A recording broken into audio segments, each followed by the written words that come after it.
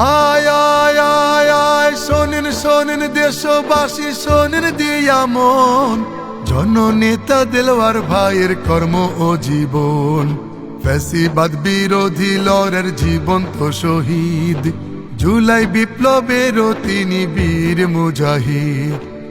আয় আয় আয় আয় জন্ম তাহার ঠাকুরগাঁওয়ের সৈয়দপুরের গ্রামে, বাংলাদেশের মানুষ তারে চিনে একে নামে, বিদ্যা বুদ্ধি সদ্দক্ষ আর সুন্দর আচরণ, ঠাকুরগাঁওয়ের সব মানুষের পরাণের পরাণ, ঠাকুরগাঁওয়ের সব মানুষের পরাণের পরাণ।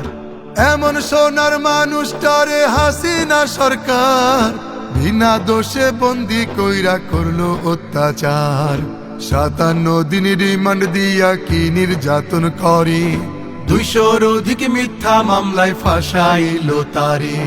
ঠাকুরগাঁওয়ের গ্রাম থেকে ছুটে আসে মা, ছেলের এমন দুর্দশায় আর সহ্য তো হয় না। আমার মুখটা ভালো থাকছে রে বাবা, এত নির্যাতন কষ্ট আমি কেমন করে মা সহ্য করবো বাবা, আমি আর পারছি না, আমি আর পারছি না। পুত্রের শোকে মা জননীর পরাণ বুঝি যা, ভাবছে সবাই দিল আর দুনিয়াতে না, দুনিয়াতে না।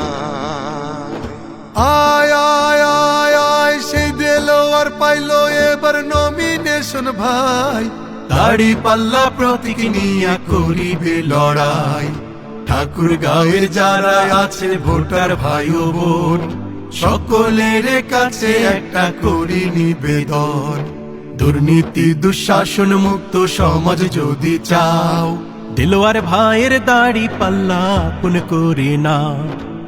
আয় আয় আয় আয় মাদক সন্ত্রাস চাঁদাবাজ থাকবে না ঠাকুরগাঁয়, জাতীয় সংসদে যদি দেলোয়ার ভাই যায়, বেকারত্ব দূরীকরণে উদ্যোগ আছে তার, যুবকেরা চাকরি পাবে থাকবে না বেকার।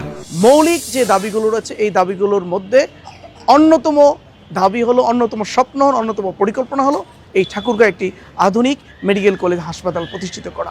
এই মেডিকেল কলেজ হাসপাতাল যদি প্রতিষ্ঠিত করতে পারি, আমার দৃঢ় বিশ্বাস এই অত্র অঞ্চলের মানুষগুলো স্বাস্থ্য সেবা থেকে আর কেউ বঞ্চিত হবে না। 500 শয্যার হাসপাতাল জেলা সদরে হবে, থানায় এবং ইউনিয়নে স্বাস্থ্য কমপ্লেক্স হবে, ব্যবসা বাণিজ্য হবে ঠাকুরগাঁওয়ের বুকে, কোনো মানুষ মরবে না কষ্টে ধুকে ধুকে। আয় আয় আয় আয় প্রকৌশল কৃষি ও কারিগরি প্রতিষ্ঠান, বিশ্ববিদ্যালয় প্রতিষ্ঠায় বাড়বে জেলার মান। আমার স্বপ্ন হলো, আমার পরিকল্পনা হলো আগামী দিনে এই ঠাকুরগাঁয়ে একটা বিশ্ববিদ্যালয় প্রতিষ্ঠিত করা, আগামী দিনে এই ঠাকুরগাঁয়ে যেন একটা ইঞ্জিনিয়ারিং কলেজ হয়, এখানে যেন একটা কৃষি কলেজ হয়। এর জন্য আমি কাজ করতে চাই। যদি আমরা কারিগরি শিক্ষার প্রসার ঘটাতে পারি, কর্মমুখী শিক্ষার যদি প্রসার ঘটাতে পারি, তাহলে পড়াশোনা শেষ করার সাথে সাথেই তারা তাদের কর্মসংস্থানের ব্যবস্থা হয়ে যাবে। টাঙ্গন নদীতে রাবার ড্যাম করলে স্থাপন, কৃষি ও কৃষকের ভাগ্যের হবে উন্নয়ন, যোগাযোগ ব্যবস্থা হবে ব্যাপক উন্নয়ন, রেল সুবিধা বৃদ্ধি হবে, সড়ক সম্প্রসারণ। এই বিমানবন্দরটি ইনশাআল্লাহ আমরা চালু করব, আবার এখানে বিমান নামবে, এখান থেকে বিমান উঠবে এবং এই বিমানবন্দরের মধ্য দিয়ে ঠাকুরগাঁওর অর্থনীতির চাকা উন্নত হবে, সমৃদ্ধ হবে। আমরা ঠাকুরগাঁও এগিয়ে যাব ইনশাআল্লাহ।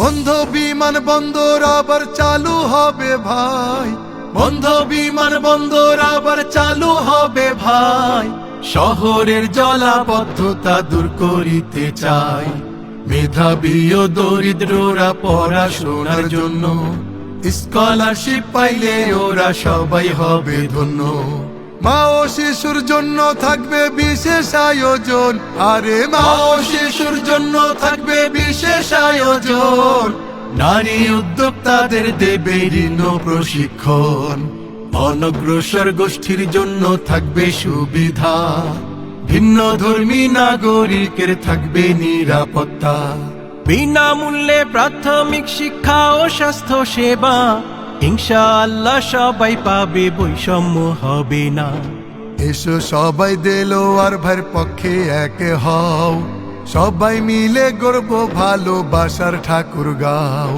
সবাই মিলে গর্ব উন্নত ঠাকুর গাও, সবাই মিলে গর্ব সম্প্রীতির ঠাকুর গাও, আরে সবাই মিলে গর্ব এবার সম্প্রীতির ঠাকুর গা।